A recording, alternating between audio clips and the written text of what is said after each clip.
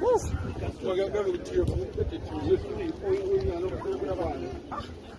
I don't get to so you can even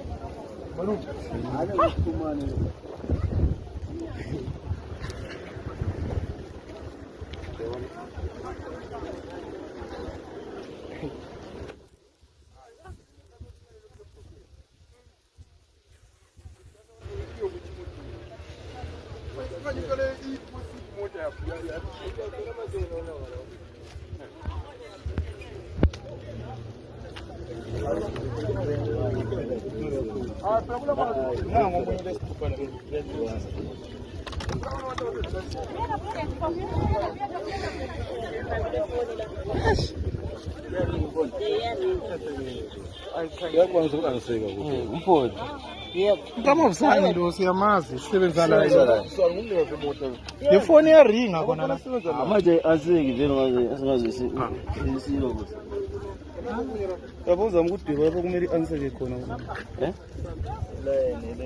yabo ngudibha lapho kumele lungumnikazi wemoto umavusana nguyu driver wemoto yakhona lo sisebenza la siyamazi lo siyamazi umavusani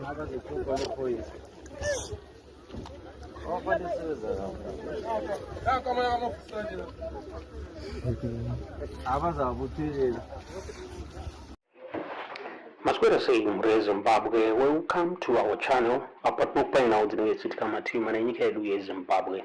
Chingoti kana kariki kutanka kukuya panino channel. Please don't forget to subscribe. Kana chingwa gara wa subscribe, but don't forget to comment and share this video.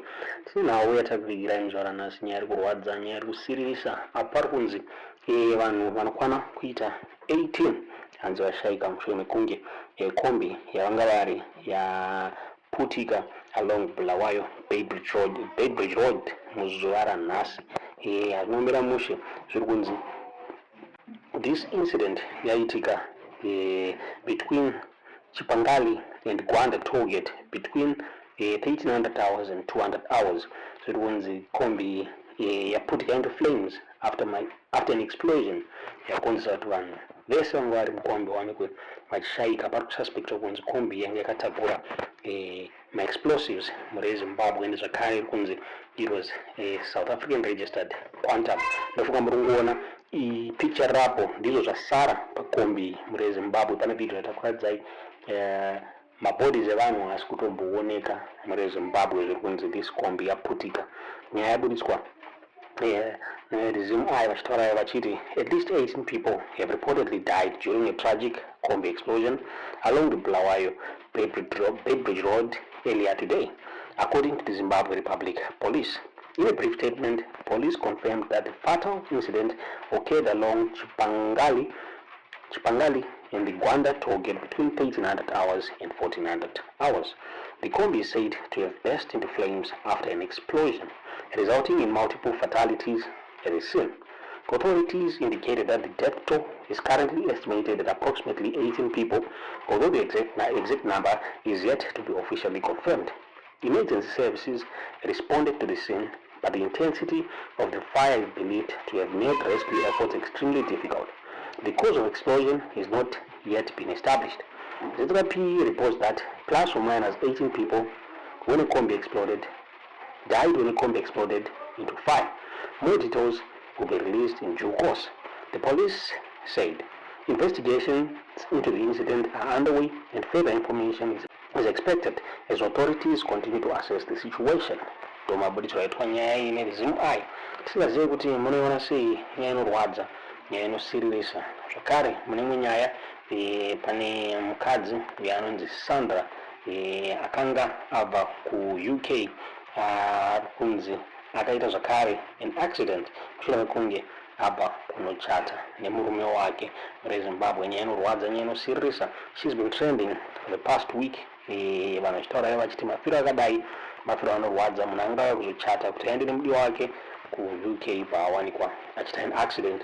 Tine maaudio atakuigirai maitikiro akaita this accident. Shamwari yake uyo anga ari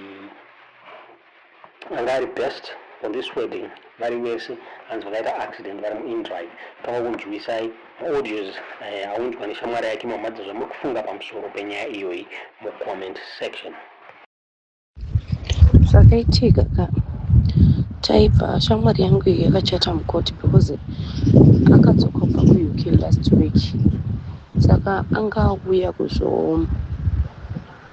kuzochata kuti awane kutora mukomana wake amuise pavhiza rake vaende vese. Saka tabva kukoti pai takaita indrive tatopfuura kuTrabablas ukubva tapfuura panonzi paboka so tapadutsa panonzi pakresta. Saka ukuona zvakaitika tiri mufeso yakarasika paTrabablas aifanira kuenda nerodhi yepaTrabablas yetinobudira kutenora, saka ikabva ramba ari straight kwabva tabudira kwaboka. Saka aida kuti asvika pakresta paipebva aita U10 kuti ange takudzokera kutown, if you're getting the sense, kuti awane kunopinda kumberi kwanga tapfuurira. Saka pakresta pavanomira polisi papane polisi yaitomisa mota, saka taida kuti eno tiende kune imwe rodhi. Saka mupurisa akabva asimudza mboma zvekuti anga aiti mota yedu ngaimire, of which driver wedu mhenura nakona ilikuwa kune kombi yaiva ichimhanya. Driver wedu kangosvika achingopinda, when driver which means driver wedu akakata kombi, kwabva tarohwa nekombi iya mota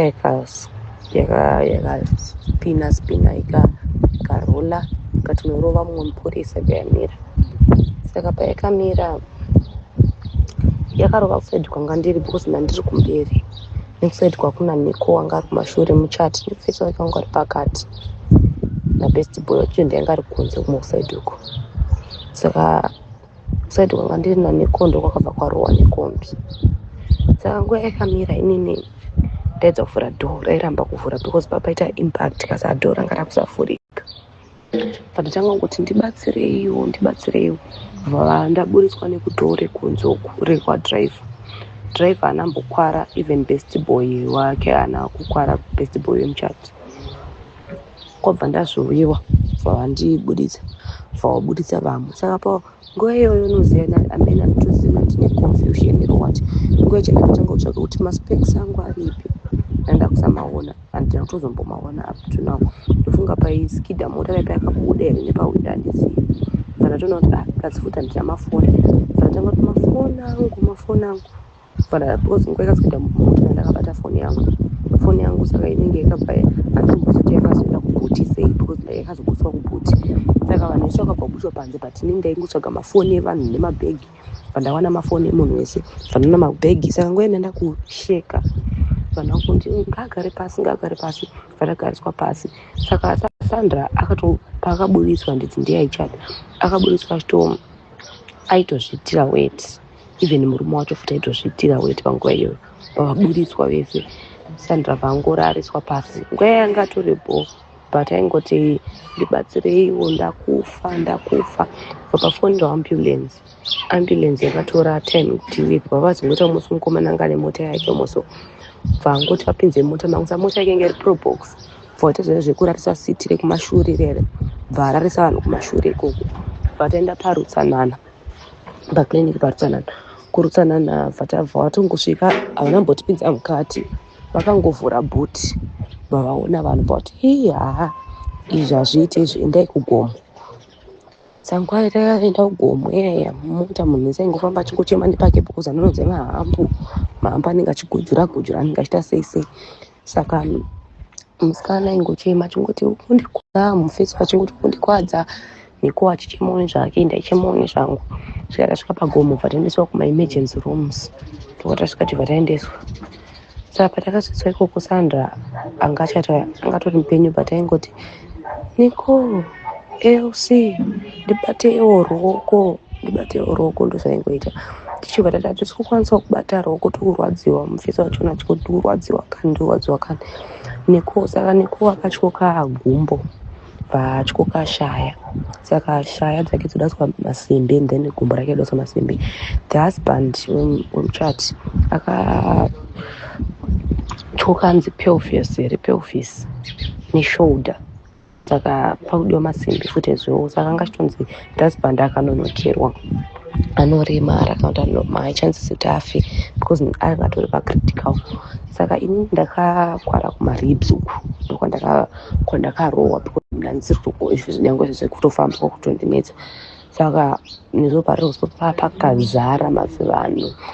Saka tadambomira line retoma x-ray, saka ndakabva ndabaiwa mainjection vandapiwa mapills. Saka nasida kuita ma-x-ray nemascan. Saka niko takamusiya ariko angori muward emergency, mufesi tangomusiya ari muward emergency. Sandra akabva azofa, ndozvakaitika.